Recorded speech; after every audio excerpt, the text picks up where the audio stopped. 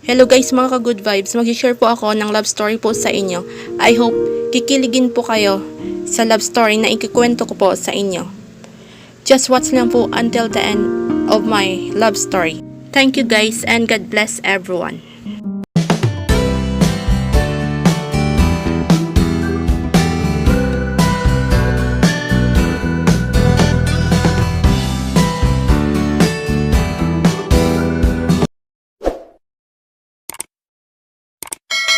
Hello guys, welcome back to our channel. By the way, I'm Jen Kylie Vlog. Today's video, mag-share po ako ng love story po sa inyo. Para maiba naman, hindi lang puro horror story, love story naman po tayo mga ka-good vibes. Just for good vibes lang po. Disclaimer, ang love story pong ito ay base lang po sa aklat na binasa ko. Just watch lang po my videos until the end mga ka-good vibes. And enjoy. Hi, I'm Rose, 15 years old, 4th year high. Unang pasukan sa bago kong school, sana marami akong maging kaibigan. Wish me luck. Pagpasok ko pa sa room namin, naiilang na ako. Nakatingin kasi sa akin yung mga boylets eh. Diyos, hahaha. Umeral na naman ang pagkakapal ng face ko eh. Gustuin ko man umupo sa harapan ay nahihiya ako at wala pa akong masyadong kilala dito. Kaya no choice. Sa likod ang available seat para sa akin. Bored na ako sa teachers namin. Buti na lang may tumabi sa akin at ang pangalan niya ay Jan. Nakipagkaibigan siya sa akin. Hi, Jan nga pala. Sabay ngiti. Inabot niya ang kanyang mga kamay at nakipag-shake hands sa akin. I'm Rose. Nice to meet you, Jan. Sana maging magkaibigan tayo, Rose. Sure. Bago ka lang ba dito? Oo eh. Gusto mo ba tour kita dito sa school? Kung gusto mo lang. Sige ba? Nilibot ako ni Jan sa buong campus. Ang saya-saya niyang kasama, kahit unang kilala ko pa lang sa kanya ay nagiging close na kami agad. Matalino sa klase si Jan. Siya pa ang escort namin. Hahaha, swerte ko no? Joke. Tuwing recess, sabay kaming palagi kumakain sa kantin.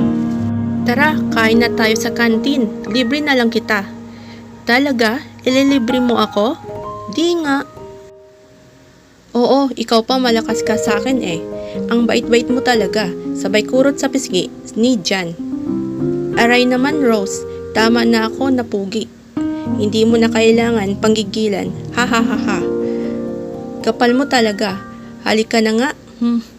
Unti-unti na ata nahulog ang loob ko kay Jan. My gosh! Ops! Ata lang. Huwag mo na excited. Balik na nga sa kantin. Hanap ka muna ng mauupaan natin o order na ako ng pagkain natin. Ano ba gusto mo? Kahit ano na lang pero sa drinks kahit tubig na lang, okay na yun sa akin. Sige. Sure ka na doon? Yup. Hays, arty ko pa no? Ako na nga nililibre, di ko pa sabihin gusto ko. Baka pag sinabi ko yung gusto kong orderin, malulula pa siya sa price. Ha. Okay, balik sa kwento. Pwede ba magtanong sa'yo, Rose? OMG, ano kaya yung itatanong ng kumag na ito? Ano yun, Jan? Sino ba first kiss mo? Wala pa eh. Ganun ba? Mabuti naman. May sinabi ka? Wala guni-guni mo lang ata? Sus, akala mo kung di ko narinig Tapos na recess natin, balik na tayo sa room. Halika na babe. Anong sinabi mo? Ha. Joke lang yun. Sabay akbay sa akin. Babe daw? Oh. Pagdating sa room, nagtanong si ma'am sa buong klase. Iniisa-isa niya kaming lahat kung sino ang mga iniibig namin. Kinabahan ako Sino ang isasagot ko? My gosh, tinanong na ni ma'am si Jan. Ma'am, ikaw Jan, sino ba ang mahal mo? Maliban sa pamilya mo? Kumbaga, inspiration? Ma'am, yung napakagandang babae sa tabi ko na nagsisimula sa letter R. Yung pangalan, si Rose ata yun? Ha. Hala, it's this real? Nasa langit na ba ako? Napatingin ng mga kaklase namin sa akin at kay Jan. Sabay sabi ng, Aye, class, quiet please. Ikaw naman Rose, sino naman yung mahal mo? Si Oh, Rose, bakit nauutal-utal ka dyan? Biglang tumunog ang bell dahil uwian na. Hay, salamat, nakakahinga na ako ng maluwag. Grabe-licious si Ma'am Kalerky. Sa exit ng gate. Rose, sandali, hatid na kita. Jan, totoo ba yun may gusto ka sa akin? Joke lang yun. Hihihihi. Ganun ba? Oo, ganun na nga yun.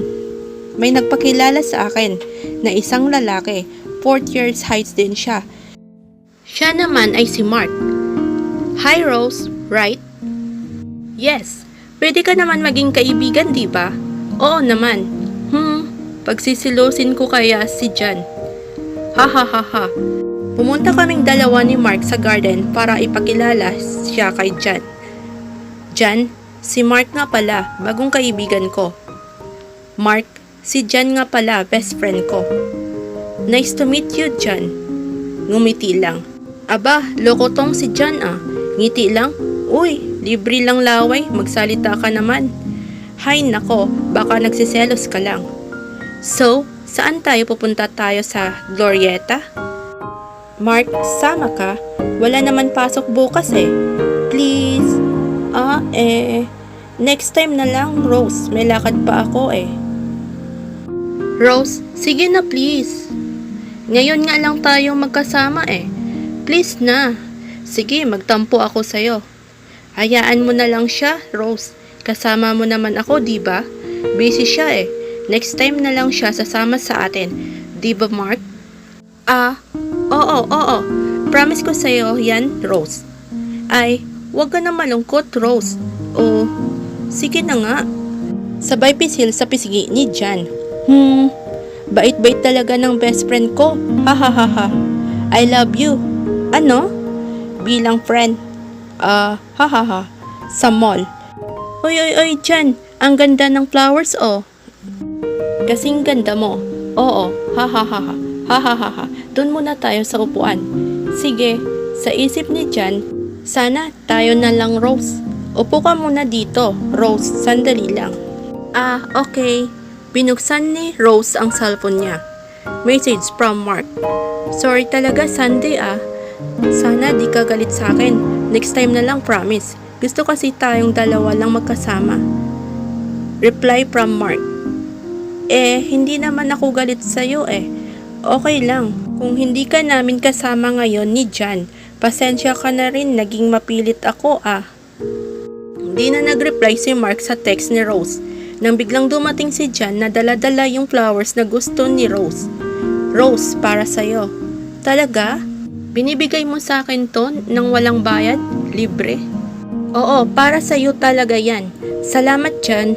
Sabay niyakap ni Jan si Rose at binawian naman ni Rose ng kiss ang pisngi ni Jan. Natulala lang si Jan sa ginawa ni Rose. Oy, Jan, okay ka lang? Halika na, uwi na tayo.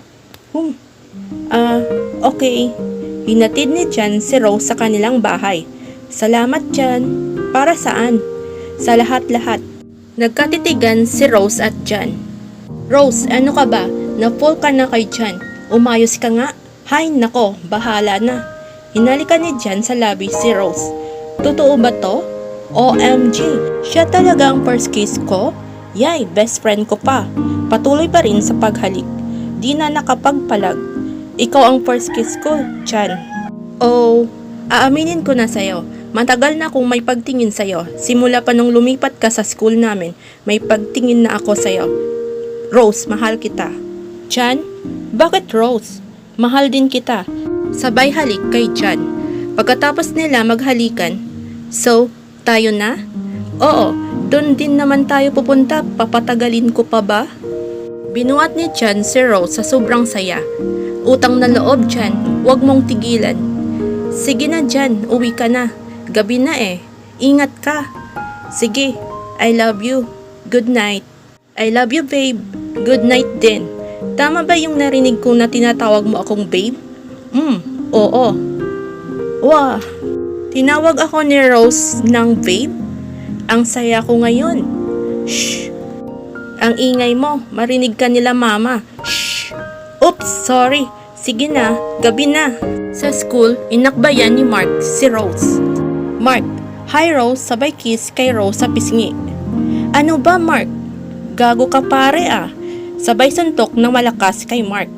Ano ba kayo? Tama na. Bakit? Wala ka namang karapatan kay Rose ah. Shoota mo ba siya? Yabang mo rin no? Oo, shoot ako siya. Papalag ka? What? Rose, explain it to me. Oo Mark, kami na ni Jan. Kaya tigilan mo na kami. Sa bahay nila Rose, okay ka lang ba? Di ba nasaktan? Ho! Okay lang ako Rose, wag mo na ako alalahanin. Kaya ko na sarili ko. Hinawakan ni Jan sa pisngi si Rose at hinalikan. At may nangyari sa kanilang dalawa. Kinabukasan, isang araw bago ang graduation. Rose, may mahalaga akong sasabihin sa'yo. Umiiyak si Rose.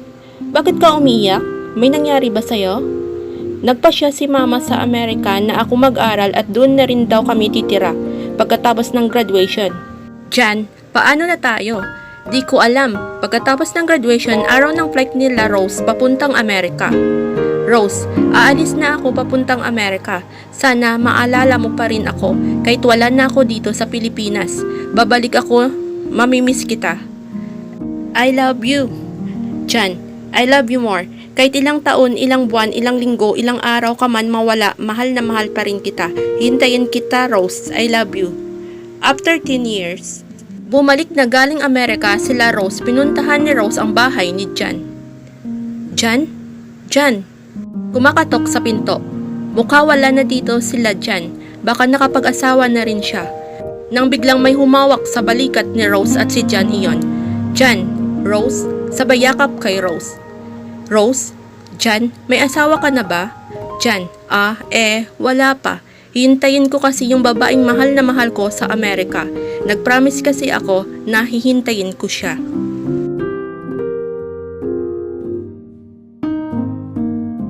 Hello guys mga ka-good vibes, I hope you like my videos today. I hope nagustuhan nyo po ang love story ko pong ito at kinikilig po kayo. Thanks for watching my videos mga ka-good vibes. If you like my videos, just like lang po at huwag nyo pong kalimutan mag-subscribe. Thank you guys and God bless you everyone.